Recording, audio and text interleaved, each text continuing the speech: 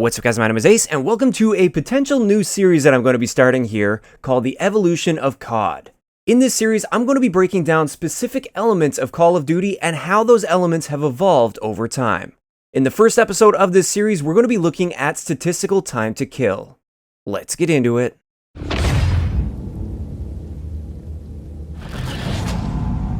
Alright guys, so first up, before we get into the numbers here, I just want to explain the gameplay in the background. I just pulled several gameplay from over the years when I've been playing these games, so you can kind of see how I've changed over time as well, but that's not really the goal of it. I just wanted to be able to have actual gameplay of the game that I'm talking about as it's going on.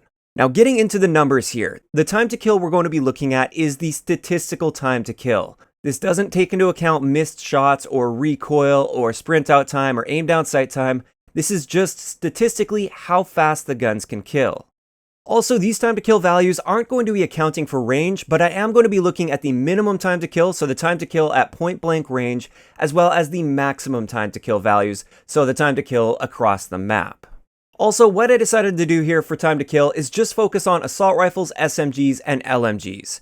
Shotguns and sniper rifles don't really fit into this very well, and they can skew things far too easily. And also, I did exclude burst weapons just for ease of collecting these numbers, because I did all of this collection by hand. I made a huge spreadsheet where I calculated all the time to kills of every one of the guns, then I averaged them all out. A lot of work went into this, and if I were to include burst weapons, since there's the burst delay and everything that you have to factor in as well, I'd have to do those individually, and it just wasn't really viable to include the burst weapons into this episode. Also with the series, just keep in mind we are going to be starting at COD 4, just because that's when the series really took off when it comes to multiplayer. So kicking it off with Call of Duty 4, we have an average minimum time to kill, so this is the average time to kill of all of these weapons at close ranges, like point blank ranges, is going to be 164 milliseconds. The average maximum time to kill, so the time to kill at the longest ranges with the minimum damage ranges of all the guns, is going to be 247 milliseconds.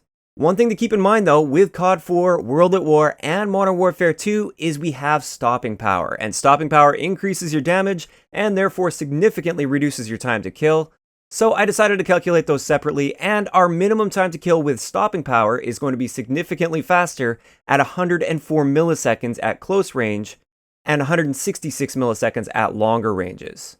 So as you can see, the time to kill on average for COD 4 is quite fast. Gunfights are over in the blink of an eye if you're already aiming down sight. Moving on to the next Call of Duty game we have, this is World at War, and World at War actually slowed down quite a bit when it comes to time to kill. Our average minimum time to kill is going to be 217 milliseconds without stopping power, and our average maximum time to kill without stopping power is 301 milliseconds.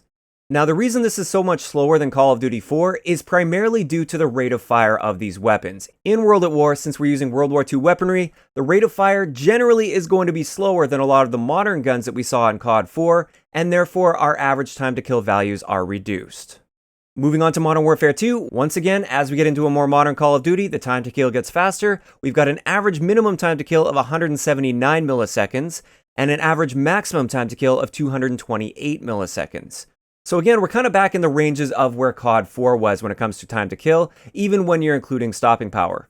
One interesting thing to point out though, is at longer ranges, we are killing faster on average than in COD 4. After Modern Warfare 2, we have Black Ops 1. And quite surprisingly, Black Ops 1 has an average minimum time to kill of 150 milliseconds. That's the fastest we've seen so far without stopping power, and keep in mind there was no stopping power in Black Ops 1. Our average maximum time to kill was 221 milliseconds, which is again quite fast, probably a lot faster than you would have expected. It definitely surprised me seeing these numbers, but then when you think back to it, back when Black Ops 1 first launched, my impression of the time to kill is that it was quite slow. This is primarily due to the fact that it was our first game without stopping power. And back in Modern Warfare 2, World at War, and COD 4, most of the time I was using stopping power, and most of the time most people were using stopping power in those games. And therefore that's why it felt like it was actually getting much slower in Black Ops 1, but statistically, the average time to kill values got faster in Black Ops 1 when you don't account for stopping power. Moving on to the final installment of the Modern Warfare series, we have Modern Warfare 3. Our average minimum time to kill is 145 milliseconds, which is a little bit faster than Black Ops 1 up close. And our average maximum time to kill is 230 milliseconds, which is a little bit slower than Black Ops 1 at those distances. So Modern Warfare 3 does come in among the faster time to kill Call of Duties.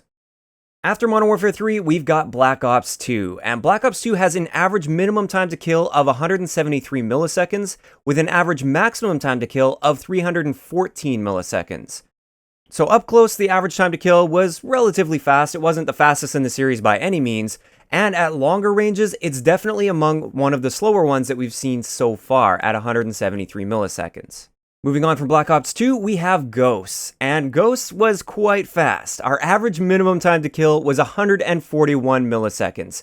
This is primarily due to the fact that we had a very high damage range up close. A lot of the assault rifles were killing in just 3 bullets up close, and even the SMGs were killing in 3 to 4 bullets up close, whereas in some of the other games, you're going to be adding another bullet on top of that. So the damage was quite high in Ghosts on average, and therefore the time to kill value up close, it was very, very fast. At longer ranges though, it's right around average at 290 milliseconds, nothing really too crazy fast or too crazy slow, it's right around average. After Ghosts, we have our first Advanced Movement Call of Duty and Sledgehammer's entry into the Call of Duty franchise, and this is Advanced Warfare. With Advanced Warfare, our average minimum time to kill is going to be 186 milliseconds, and our average maximum time to kill is all the way up to 310 milliseconds. So you can see it started to slow down a little bit in both areas. In this game, you definitely started to notice lower damage values for a lot of the guns. Even though there were some 3-shot kill weapons that dominated the game, there weren't nearly as many as we've seen in some of the previous titles, and therefore many of the guns took at least 4 shots to kill even up close. This lower damage on average translated to a slightly slower time to kill on average. Moving on to the next game, this is Black Ops 3, and Black Ops 3 made a pretty significant change when it comes to time to kill here. You might be surprised to see this. Our average minimum time to kill is now 227 milliseconds. If you remember back to all the ones we've covered so far, there's only been one other Call of Duty game over 200 milliseconds, and that was World at War at 217 milliseconds. And remember, with that game, you could use stopping power to significantly improve your time to kill values.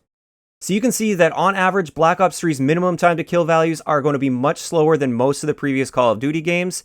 And with our average maximum time to kill values, it's the same story. We have a 376 millisecond average maximum time to kill, and this is significantly slower than any of the previous games that we've looked at so far.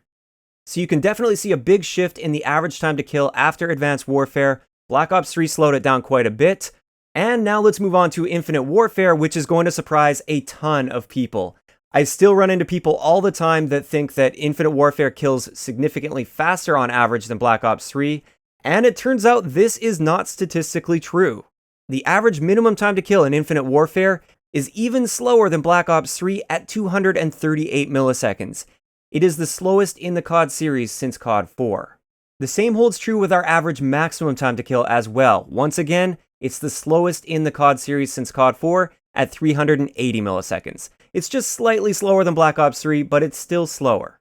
So let's throw them all together so you can compare them side by side here. And as you can see, it seems like our time to kill values definitely started out much faster, especially when you're accounting for stopping power, and it's been slowing down relatively steadily over the years. Of course, we are talking a difference of like 50 to 75 milliseconds on average. It's not going to be a massive difference over the years, but there is definitely a trend of time to kill values slowing down with the Call of Duty franchise. Also, I did want to rank these so it's much easier to see like which is the fastest, which is the slowest, both at minimum as well as maximum time to kill ranges. And you can see up close without stopping power, of course, the ones with stopping power are definitely going to be at the top no matter what. But without stopping power, Ghosts, Modern Warfare 3, and quite surprisingly Black Ops 1 come out on top as the fastest killing Call of Duties up close. As for at a distance, Black Ops 1 is actually quite noticeably the fastest time to kill Call of Duty at longer ranges. And you can also see towards the bottom end, it's always going to be World at War, Black Ops 3, and Infinite Warfare. They are definitely the slowest time to kill Call of Duty games. For me, there were definitely some surprising numbers here, but I wasn't surprised to see the trend towards slower time to kill on average throughout the years. I've definitely noticed that the time to kill values have been getting slower and slower, but also the sprint out and aim down sight times have been getting faster on average. And that's something I'd like to know in the comment section below. If I continue this series, how interested would you be if I broke down those mechanics for the evolution of Call of Duty? Would you like to see how the sprint out times as well as the aim down sight times have evolved? I'm pretty interested in seeing these numbers, so I'll likely do an episode on this, but I want to gauge your guys' interest as well. As for some of the numbers that surprised me, like I was saying, Black Ops 1, that was the biggest surprise to me. I always viewed Black Ops 1 as a slow time to kill Call of Duty, and it turns out statistically that's just not true. Like I said earlier, I think that impression mainly just came from going from stopping power Call of Duties to non-stopping power Call of Duties, and it was such a big change at that point that it made me always think of Black Ops 1 as that slower time to kill COD. But it turns out it's been getting even slower than Black Ops 1 over time.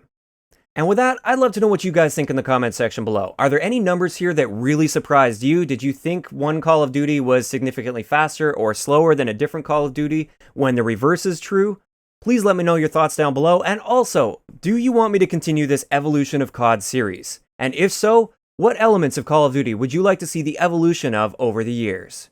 If you enjoyed the video, a like rating is always appreciated, and don't forget to subscribe for more if you haven't already. I'll talk to you guys next time.